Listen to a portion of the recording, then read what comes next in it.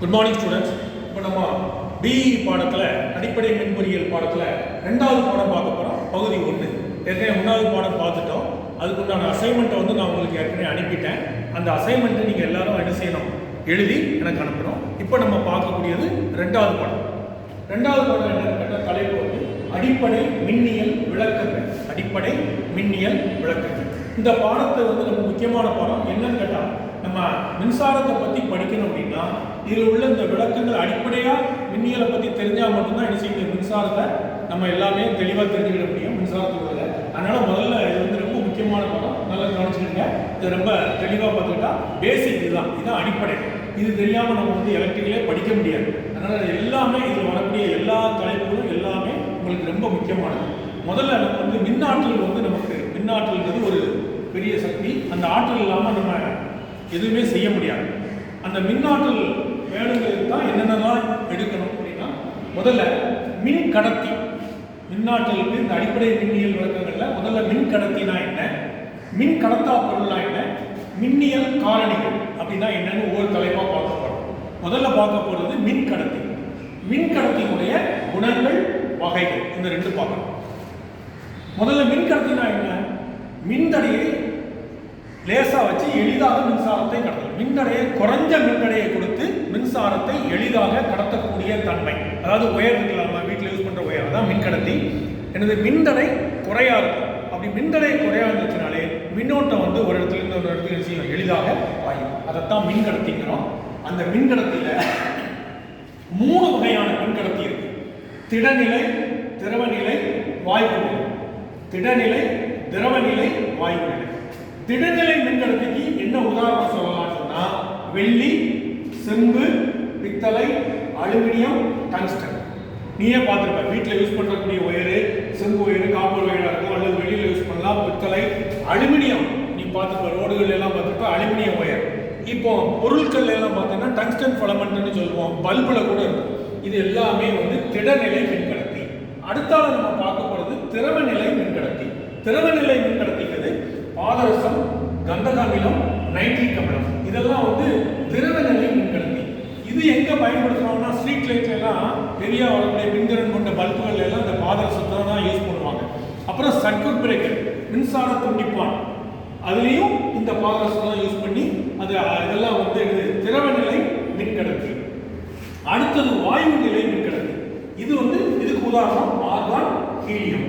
இது எங்க பார்த்தீங்கன்னா, நீ கடைகளில் அல்லது பெரிய பெரிய மால்ல எல்லாம் பார்த்தீங்கன்னா போர்டுகளுக்கு வெளியில் உள்ள போர்டுகளில் யூஸ் பண்ணதுக்கு வச்சிருப்பாங்க ஆர்கான். அந்த லைட்ல எல்லாம் பார்த்தீங்கன்னா இந்த மாதிரி திரவநிலை வாயு நிலை மின்கடத்தி தான் செய்யும் இருக்கும். இது மின்கடத்தினுடைய வகைகள் என்னன்னா, திடநிலை, திரவநிலை, வாயு. இது மின் கடத்தி. மின்சாரத்தை எளிதாக கடத்தக்கூடியதுனால அது பேர் என்னது, மின் கடத்தி. அடுத்தாக மின் கடத்தா பொருள். மின் கடத்தாதுன்னா என்னது, மின்சாரத்தை கடத்தக்கூடாது. இதுல என்ன சொல்லணும்னா, குறைந்த தடை இருக்கும், அதனால மின்சாரத்தை ஈஸியா கடத்தும் மின் கடத்தி. மின் கடத்தா பொருள்ல அதிக மின்தடை. ரெண்டுக்கும் வித்தியாசத்தை பார்த்துங்க. இதுல குறைந்த தடை இருக்கும், அதனால எளிதாக மின்சாரத்தை கடத்தும். மின் கடத்தா பொருள்னா அதிக தடை இருக்கும். மின் கடத்தா பொருள்ங்கிறது அதிக தடை. அதிக தடை இருக்குனாலே மின்சாரத்தை கடத்தாது. அதுவும் ஒரு 3 வகையான வகைகள் இருக்கு. ஒன்று கடினமான வகை, கடினமான வகை. இன்னொன்று மிருதுவான வகை, இன்னொன்று திரவ வகை. 3 வகையானது இருக்கு. கடினமான, மிருதுவான, திரவ வகை. கடினமான வகைக்கு எக்ஸாம்பிள் என்னன்னு கேட்டா, பேக் லைட்டு, போர்ஸ்லின், மரக்கட்டை, கண்ணாடி, மைக்கா. இந்த மரக்கட்டையில அதனால தான் பார்த்தீங்கன்னா மேக்ஸிமம் இந்த எலக்ட்ரிக்கலில் வேலை பார்க்கும்போது சப்பல் போட்டுடுங்க, ஒரு மரக்கட்டை மேலே ஏறி நின்று வேலை பாருங்க அப்படின்னு சொல்லுவோம். அப்படின்னா என்னன்னா, மின்சாரம் நம்ம மேலே என்ன செய்யாது, பாயாது. அதுக்கு கடினமான வகையில் வந்து பேக் லைட், போர்ஸ்லின், மரக்கட்டை, கண்ணாடி, மைக்கா.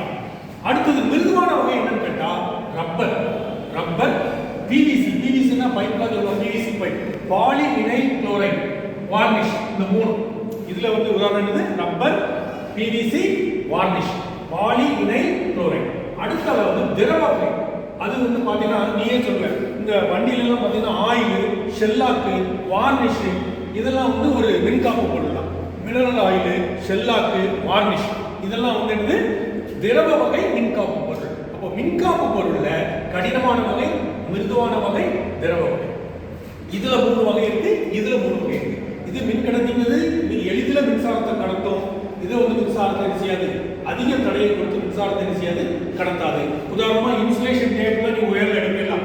ஏதாவது பிரிஞ்சு இருந்தது, ஒயர் பிரிஞ்சு இருந்ததுன்னா அதில் என்ன செய்வோம், இன்சுலேஷன் டேப்பை நம்ம என்ன செய்வோம், அடிப்போம். அப்போ அது எதுக்கு அடிக்கும், நம்ம மேல மின்சாரம் பாயாம இருக்கிறதுக்காக. அப்போ அந்த இன்சுலேஷன் டேப்புங்கிறது என்னன்னு கேட்டா அது ஒரு மின்காப்பு வகை தான், அது ஒரு மின்காப்பு. சரி, இப்போ மின்கடத்தையும் பார்த்துட்டோம், வகைகள் பார்த்துட்டோம், மின்கடத்தாப்புடைய வகைகள் பார்த்தோம். இப்போ ஒவ்வொன்றும் மின்கடத்தினுடைய குணங்கள் பார்க்கணும். மின்கடத்தினுடைய குணங்கள், இப்போ ஒரு பொதுவாக ஒரு மனுஷனுக்கு என்னென்ன குணங்கள் இருக்கணும் அப்படின்னு சொல்றோம். ஒரு பையனாக இருந்தால் ஸ்கூலுக்கு யூனிஃபார்ம் போட்டு வரணும், காலையில் 8:30 மணிக்கு 8:30 மணிக்கு வரணும், இப்படிங்கிற கேரக்டர்லாம் இருக்குன்னு சொல்லுவோம். அதே மாதிரி மின்கடத்திக்கு என்னென்ன குணங்கள் இருக்கணும். ஒரு மின்கடத்தியாக இருந்தது ஒரு ஒயர்னா அந்த ஒயருக்கு என்னென்ன குணங்கள் இருக்கணும்னு சொன்னால் ஒரு 7 குணங்கள் இருக்கு. 7 குணங்கள் கண்டிப்பாக அதுக்கு இருக்கணும். அப்படி இருந்தாலும் அது மின்கடத்தி. ஒன்று, குறைந்த மின்தடையை கொடுத்து மின்சாரத்தை எளிதில் கடத்தும் தன்மை பெற்றிருக்க வேண்டும். நான் ஏற்கனவே சொன்ன மின்கடத்தினால என்ன, குறைஞ்ச தடையை கொடுத்து மின்சாரத்தை ஈஸியாக எளிதில் கடத்தணும். இது ஒரு குணம். அடுத்தது, அதிக இழுவிசை தாங்கக்கூடிய சக்தியை கொண்டிருக்க வேண்டும். இழுவிசைனா என்ன, ரொம்ப ரப்பர் பேண்ட் மாதிரி இழுக்கும் போதோ அல்லது எதுனாலும் சரி இழுத்தா என்ன செஞ்சிடக்கூடாது, அத்தரக்கூடாது. அப்போ அந்த கம்பியை பார்த்தா நல்லா முடிப்பு விட்டு பார்த்தீங்கன்னா இழுவிசை தாங்கும் சக்தி அதுக்கு இருக்கணும். மூணாவது, வளையல். இப்போ நீ ஒயர்லாம் மாட்டும் போது ஸ்டிஃபாக நின்றுச்சுன்னா நம்ம அடக்கி ஹோல்டரில் பின்னில் சுவிட்சில் எல்லாம் நம்ம என்ன செய்ய முடியாது, மாற்ற முடியாது. அதனால என்ன செய்யணும், ஒயராக இருந்தால் மின்னடத்தியாக இருந்தால் என்ன செய்யணும், எளிதில் வளையக்கூடியதாக இருக்க வேண்டும். அடுத்தது பார்த்தீங்கன்னா காற்று, வெயில், மழை போன்ற சுற்றுப்புற காரணிகளால பாதிப்பு ஏற்படாமல். இப்போ நம்ம வெளியில் போடுறோம், ஒயர்லாம் ரோட்டில் போடுறோம் அல்லது நம்ம வெளியில் இந்த இடத்துல யூஸ் பண்ணுறோம். அப்போ அந்த காற்றோ மழையோ வெயிலோ அடிச்சு அது வந்து அதனால பாதிப்பு ஏற்பட்டுன்னா அந்த ஒயரை என்ன செய்ய முடியாது, நம்ம யூஸ் பண்ண முடியாது. அப்போ அதை வந்து தாங்கக்கூடிய சக்தி என்ன செய்யணும், காற்று, வெயில், மழை இந்த மாதிரி சுற்றுப்புற சூழலுக்குனால ஏற்படக்கூடிய இதுகளை தாங்கக்கூடியது மாதிரி என்ன செய்யணும், அதுக்கு ஒரு குணங்கள் வேண்டும். அடுத்தால ஒரு கடத்தில மின்சாரம் போகும்போது அது வெப்பத்தை விரிவடையாம மாற்றும். வெப்பத்தால இந்த கடத்தி என்ன செய்யாம இருக்கணும், விரிவடையாம இருக்கணும். வெப்பத்தினால விரிவடைஞ்சுன்னா ஒயர் வந்து கட் ஆயிடும்.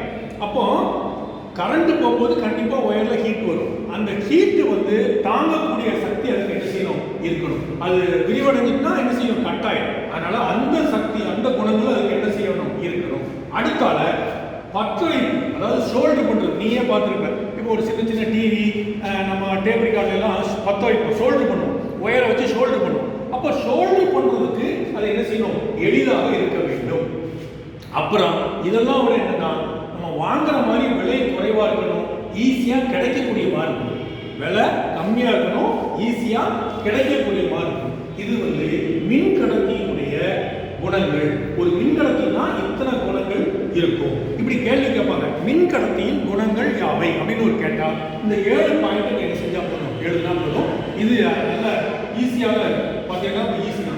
குறைந்த மின்தடையை கொடுக்கணும், இழுவிசை தாங்கணும், எளிதில் வளையக்கூடியதாக இருக்கணும், காற்று, வெயில், மழைக்கு என்ன செய்யணும், எந்த பாதிப்பும் ஏற்படக்கூடாது, கடத்தில கரண்ட் போகும்போது அந்த வெப்பத்தினால விரிவடையாமல் இருக்கணும், அப்புறம் பற்ற வைப்பு செய்வதற்கு எளிதாக இருக்கணும், அப்புறம் விலை குறைவாக இருக்கணும், ஈஸியா கிடைக்கணும். இது வந்து மின் கடத்தியின் குணங்கள்.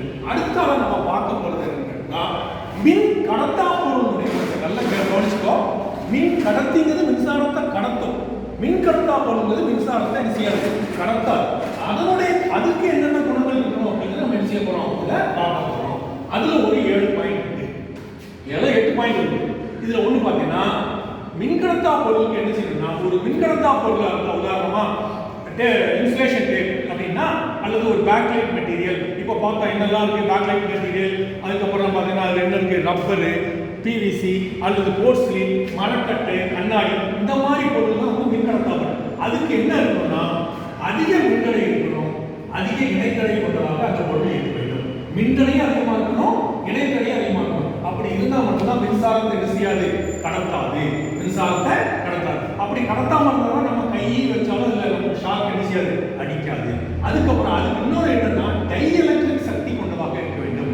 டை எலக்ட்ரிக் சக்தி அப்படின்னு சொல்லுவாங்க, அதுவும் கண்டிப்பாக அதுக்கு இருக்கணும். அந்த குணங்களும் மின்கடத்தா பொருளுக்கு இருக்கணும். அடுத்தது அதிக வெப்பத்தை தாங்கும் தன்மை பெற்றிருக்க வேண்டும். வெப்பத்தை தாங்கணும், வெப்பத்தை தாங்கணும், அந்த தன்மையும் இருக்கணும்.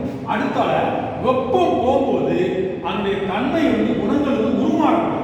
வெப்பம் கடத்தில கரண்ட் போச்சு அப்படின்னா ஹீட் வரும். அந்த ஹீட்னால அதோட உருவம் மாறிட்டு வச்சுக்கோ. அப்படி ஒரு கம்பி அப்படி பிரிஞ்சு போய் அது இதாகிடுச்சுன்னா அப்படி வம்பா போயிடும். அப்போ உருமாறாத தன்மை வெப்பத்தினால என்ன செய்யக்கூடாது, அதனுடைய தன்மை வந்து உருமாறாத தன்மை, அதனுடைய இதில் உருமாறாத தன்மையை என்ன செய்ய கொண்டிருக்க வேண்டும். அப்புறம் சிறந்த இயந்திரவியல் குணமுடையதாக இருக்க வேண்டும். இயந்திரவியல் என்னது? Mechanical strength. நல்ல எதை கொண்டு லேசாக கட்டால் வச்சாலும் ஒன்றும் ஆகக்கூடாது. மெக்கானிக்கல் ஸ்ட்ரென்த் கொண்டதாக இருக்க வேண்டும். இதை விட ரொம்ப முக்கியம் என்னன்னு கேட்டால், ஒரு மின்காப்பு பொருள்ல ஈரத்தை உறிஞ்சக்கூடாது. ஈரத்தை உறிஞ்சுனா என்ன ஆகும், நம்ம தொடும்போது தண்ணியில் பட்டு உறிஞ்சிச்சுன்னா ஷாக் அடிச்சிடும். அதனால தான் மின்காப்பு பொருள் வந்து ஈரத்தை பட்டால் கூட, ஈரம் இருந்தால் கூட அதை என்ன செய்யக்கூடாது, உரியக்கூடிய தன்மை எதுக்கு என்ன செய்யக்கூடாது இருக்கணும். உறிஞ்சாத தன்மை உறிஞ்சாத தன்மை கொண்டிருக்க வேண்டும். ஈரத்தை அதை என்ன செய்யக்கூடாது, உறிஞ்சக்கூடாது. அப்படிப்பட்ட தன்மை அந்த மின்காப்பு பொருளுக்கு இருக்கணும். எந்த மின்காப்பு பொருளாக இருந்தாலும் தான் ஈரத்தை என்ன செய்யக்கூடாது, உரியக்கூடாது. அடுத்தது தீப்பிடிக்காத தன்மை இருக்க வேண்டும். லேசா ஏதாவது ஹீட் வரும்போது வயலெல்லாம் கரண்ட் இருக்கும் போது ஹீட் வரும். அந்த ஹீட்னால தீப்பிடிச்சிருக்கும். அந்த தீப்பிடிக்காத தன்மை கொண்டதாக அதுக்கு இருக்க வேண்டிய குணங்கள் வேண்டும். அடுத்தது எந்த வடிவத்தினாலும் உருவாக்கக்கூடிய மாதிரி இருக்கும். வடிவத்தை அதனுடைய ஷேப்பை வந்து எப்படினாலும் மாற்றிக்கிற மாதிரி தேவையான வடிவத்தில் உருவாகக்கூடிய தன்மையை இருக்க வேண்டும். எந்த வடிவத்தினாலும் என்ன செய்யணும், மாற்றிக்கிற மாதிரி மின்காப்பு பொருளுடைய குணங்கள் என்ன செய்யணும், இருக்கணும். ஓகே, இப்போ நம்ம என்ன பார்த்துருக்கோம் இந்த பாடத்துல? மின்கடத்தியினுடைய குணங்கள் வகைகள், மின்கடத்தாப்பொருளுடைய குணங்கள் வகைகள். இந்த ரெண்டையும் நம்ம என்ன செஞ்சிருக்கோம், பார்த்துருக்கோம். இதை நீ ஒரு தடவை புக்கை எடுத்து வாசித்து பாரு. எதுவும் தெரியலன்னா என்கிட்ட ஃபோனில் கேட்டுருங்க. தயவுசெய்து கொஞ்சம் ஃபோன் பண்ணி பேசுங்க. நீங்கள் பார்த்தீங்களா, நிறையா தெரிய மாட்டேங்க எங்களுக்கு. நீ இதை எடுத்து வாட்ஸ்அப் எடுத்து பாரு, குரூப்பில் வாட்ஸ்அப் எடுத்து பாரு. நோட்டில் நாங்கள் சொல்கிறத தயவுசெய்து எழுதி வைங்க. எழுதி டேட்டை போட்டு எழுதி வச்சுக்கிட்டு எங்களுக்கு நீங்கள் பின்னாடி ஸ்கூலுக்கு வரும்போது அதை கண்டிப்பாக என்ன செய்யணும், காமிக்க வேண்டியணும். அடுத்த கிளாஸ் நம்ம என்ன பார்க்கலாம், இதிலே மின்னியல் காரணிகள்ன்றதை பற்றி பார்ப்போம். அதில் மின்னோட்டம்னா என்ன, ஆம்பியர், இது ரொம்ப முக்கியம். இது மின்னோட்டம், ஆம்பியர், கூலும், மின்னழுத்தம், மின்னலை, இதுகளை பற்றி நம்ம அடுத்த கிளாஸில் என்ன செய்ய போகிறோம், பார்க்க போகிறோம். ஓகேவா? தேங்க்யூ.